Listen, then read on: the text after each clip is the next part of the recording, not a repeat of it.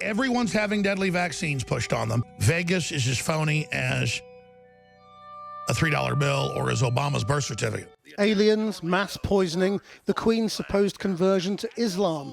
Nothing is off limits or implausible for Alex Jones, the right-wing radio host based in Texas, who commands the attention of millions of Americans each week through his website Infowars.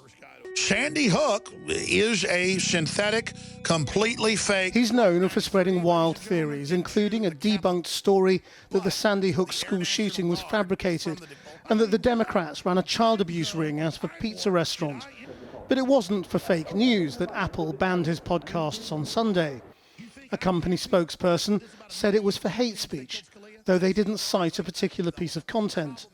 Facebook, Spotify and YouTube quickly followed on Monday, also citing hate speech. Today, Twitter came under fire for saying it would not be following suit. CEO Jack Dorsey tweeted Alex Jones had not broken the site's rules. It's not the first time the tech giants have disagreed on who they choose to kick off their platforms. Tommy Robinson, ex-leader of the English Defence League, was banned by Twitter in March this year, though he's still on Facebook and YouTube. Yesterday, Facebook-owned Instagram said Robinson had been wrongly deleted from the platform and was reinstated. Twitter has banned other right-wing leaders too, including the alt-right commentator Milo Yiannopoulos. So having created the space for these people to flourish, social media now gets to decide who keeps the oxygen to grow and who is cut off to wither and die. Well, I'm joined here now by the writer and comedian Andrew Doyle, who works on Jonathan Pye and other things, Deborah Collier, who's a digital strategist, and via the internet from San Francisco, Sandy Parakillis. He's a former Facebook employee who blew the whistle on the company's internal security practices. Andrew Doyle, you're worried by this. What bothers you? Well, I'm fully aware that these are private companies, so they're entitled to do whatever they want. What worries me about it is whether they should. I mean, I would say that the degradation of politics and the polarisation that we've seen of politics is largely down to social media, and I think it's just getting worse and worse. So aren't they just clearing their act up? No, but they are effectively curating their sites now. They claim to be bastions of free speech. They say that they are there not to curate, but to offer a platform to have political diversity, all sorts of different opinions.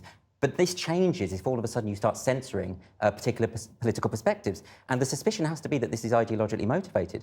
I mean, they're under a lot of pressure from politicians, from certain sections of the media, to censor certain voices. And that isn't helpful, because these bad ideas are only destroyed when we air these ideas. Deborah Collier, what do you think?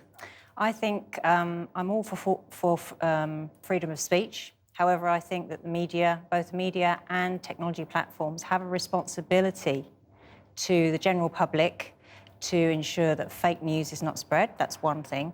And two, also not to incite violence or prejudice against any minority group. And you're happy to leave it to them to decide?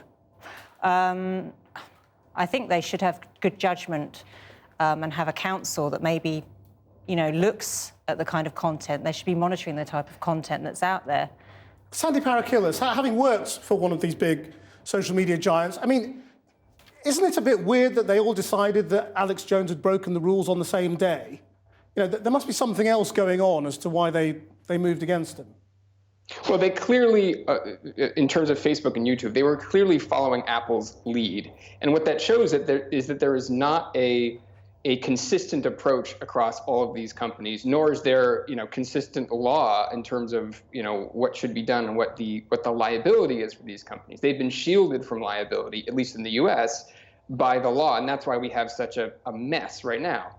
I don't think freedom of speech is actually the right way of framing the issue. You think about newspapers and other media, they're liable for what they publish. And someone like Alex Jones was promoted actively by these platforms. They recommended him billions of times. And so that's the problem. They're actively pushing out this stuff, and yet they have no liability for what the content that they're pushing out as of right now. And do you think ultimately they may have moved against him because of commercial pressure? That some of the people who spend money on these platforms are saying, oh, we don't like this?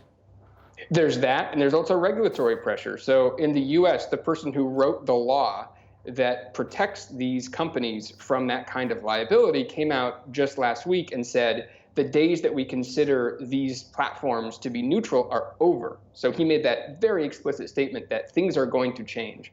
And I think things are going to change, and they are seeing that but they don't have their act together yet. So, I'd encourage them to move a lot faster and think through how they would live in a world where they are liable for this kind of content. Andrew Doyle, I mean, what would you accept as a form of regulation? I would be if you accept that there has to be some rules. I would be very nervous about any form of regulation of these companies. For me, so just let everybody say whatever they think?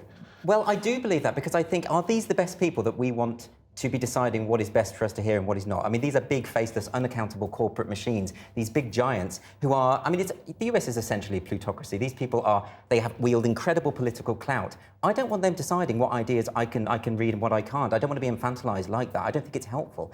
And I think it gives a gift to people on the right, people like Alex Jones, because it creates a kind of martyrdom around them. It gives them this odd kind of credence that they really don't deserve. Deborah Collier? Well, I agree with what you're saying, but I do think that there has to be some kind of regulation if it's not self-regulating within the companies, if we don't have policies within the tech giant companies. That, in fact, it's to protect the reputation also of the tech giants themselves, like Twitter and Facebook. If they're seen to be allowing such content that hurts others or incites violence or causes other concerns, then that's not good for their reputation at all. I think inciting violence but it's already illegal. I think the problem is when you talk about hurting someone's feelings, it is impossible to live in a free society where the possibility of offence is entirely diminished. That can never happen.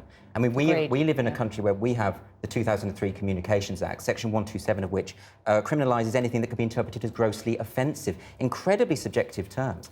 And I don't trust these companies or the state to make those distinctions.